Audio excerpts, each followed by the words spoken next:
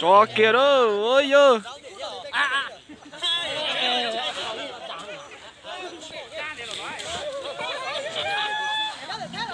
ôi dơ cho kia đó xỉ cho cha trút cái đó ôi ôi cho tụi bé rồi trút tụi đau mù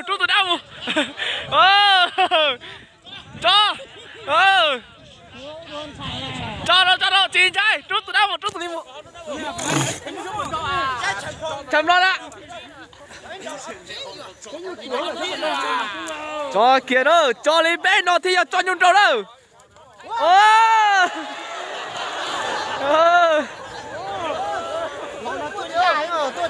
tôi cho được rồi cho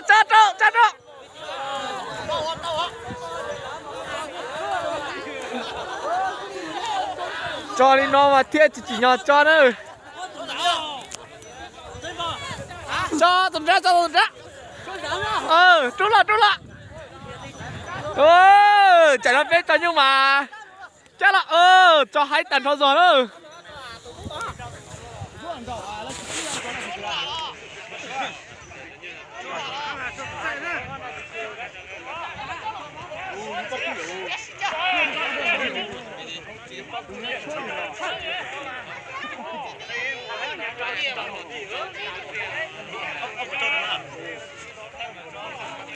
chỉ có tôi tiền à, lấy nhiều hơn à, tôi không mua áo để tôi tiền à, để tôi tiền à,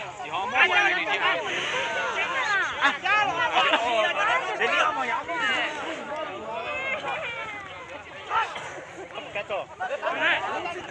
tôi chip rồi à.